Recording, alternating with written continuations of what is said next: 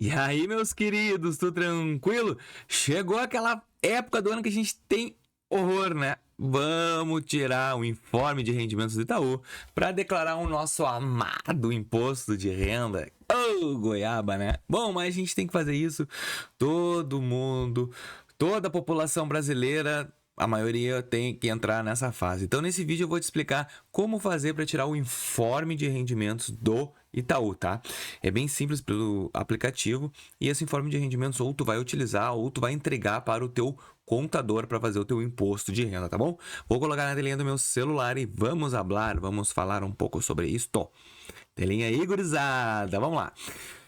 Gente, na tela inicial a gente não encontra, tá, esse tipo de produto, que é o informe de rendimento, não é produto, é o serviço. Então tu vai fazer o seguinte, lá em cima tem aquela lupinha, do lado do sininho, tá vendo aquela lupinha? Tu vai escrever informe, apenas isso, e já vai aparecer o botão, ó, informe de rendimentos. Vou clicar aqui, ele tá abrindo a telinha aqui, ó. Agora a gente vai ter que selecionar o ano. Como a gente tá no 2025, a gente tem que pegar o 2024, ó, o informe consolidado, todos, e eu vou clicar embaixo ali onde está escrito meu CPF. E agora já está aqui todo o meu informe de rendimentos do Itaú. Lembrando que isso aqui é muito bom também para gente que precisa comprovar a conta. Por quê? Lá no canto está aparecendo o meu CPF, tá? Então, ele vai aparecer o teu nome e o teu CPF e vai te dizer o número da tua agência e o número da tua conta, ó. Tá vendo? Agência barra conta aqui, ó.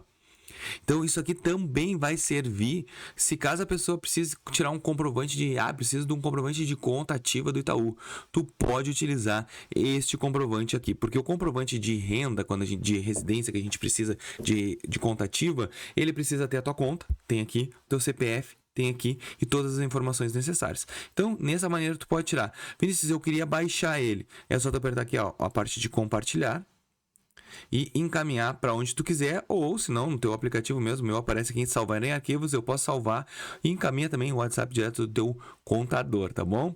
Eu espero que esse vídeo tenha te auxiliado, tenha realmente te ajudado. Se tu achou relevante, eu só te peço que tu deixe teu like, se inscreva no nosso canal e ajuda o Mundo dos Bancos a continuar seu crescimento. Muito obrigado e até o próximo vídeo. Valeu!